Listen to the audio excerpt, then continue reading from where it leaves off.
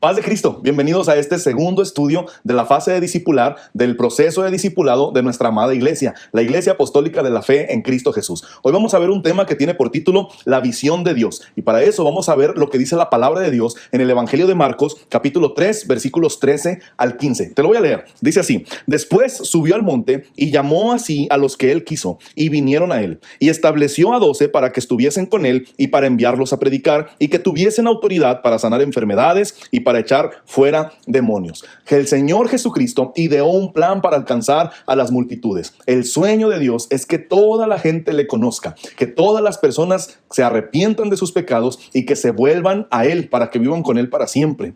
Es por esa razón que el Señor Jesucristo se hizo carne, vino a este mundo en forma de un ser humano y se sacrificó en la cruz del Calvario por nuestros pecados, para que tú y yo pudiéramos acceder a Él. Y de esa manera eligió a 12 hombres para discipularlos, para enseñarles todas las cosas que tenían que aprender a fin de poder alcanzar a las multitudes y que pudieran contarles acerca de este sacrificio tan grande y tan precioso que hizo el Señor Jesucristo en la cruz del Calvario. El sueño de Dios siempre ha sido que vivamos con Él en la eternidad, en un nuevo cielo y una nueva tierra en donde ya no va a haber pecado ni las consecuencias de este.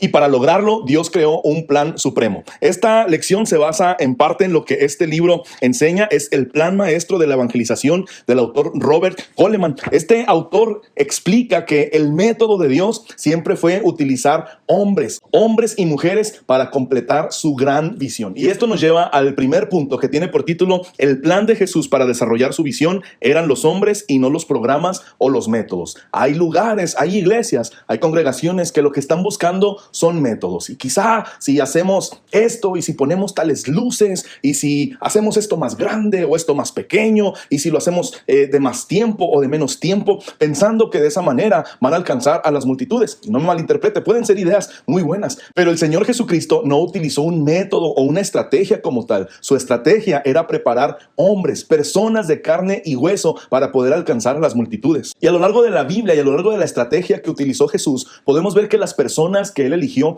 deben de tener dos características. Primero, es que estas personas deben de estar ansiosas por aprender más de Jesucristo. Y en segundo lugar, deben de estar ansiosas por obedecer lo que el Señor Jesucristo les mandó. El segundo punto de nuestra lección dice así: el plan de discipulado de Jesús era el enfoque a unos cuantos para que estos hicieran lo mismo. La estrategia del Señor Jesucristo fue utilizar a 12 hombres, entrenarlos durante 3 años y medio para prepararlos. Es decir, la estrategia de Jesús, como estábamos diciendo, no fue un método conciso, no fue una estrategia con ciertos pasos, sino que lo que Él hizo fue seleccionar a 12 hombres para poder enseñarles las cosas más importantes, prepararlos y después dejarlos encargados de esta gran comisión, de la comisión de ir y predicar a toda criatura. Es decir, podríamos decir que su plan era unos pocos para discipularlos mejor, para que ganen multitudes. Mira lo que dice el autor de este libro que te acabo de comentar hace un momento: no se puede transformar al mundo a menos que se transforme a los individuos que lo componen.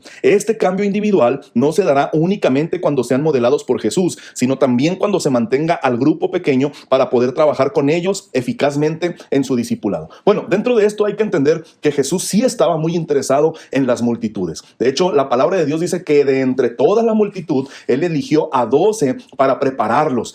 Jesús atendía las necesidades de las multitudes, pero dedicó 3 años y medio de su vida, los últimos 3 años y medio de su vida, de hecho, para preparar específicamente a 12 hombres. Les enseñó todo lo que tenían que saber, precisamente porque Él quería alcanzar a las multitudes. Él quería que todos, la mayor cantidad de personas, vinieran a sus pies y le conocieran. Y tal era la importancia que las multitudes tenían para Jesús, que delegó a los 12 con poder y autoridad para sanar enfermos y echar fuera demonios. Desde un principio, el plan de Jesús no era impresionar a las multitudes, sino implantar el reino de Dios en estos 12 hombres, enseñarles lo que el reino de Dios es, cómo funciona, de qué se trata, para que ellos también pudieran después enseñar a otros. Es por esto que el primer deber del pastor y de toda la iglesia debe de ser dedicar su vida y su tiempo al discipulado de unos pocos, para que de esa manera las multitudes puedan ser alcanzadas. Pues no nos interesa simplemente llenar un lugar, no nos interesa simplemente llenar un gran salón. Lo que nos interesa es llenar al al cielo.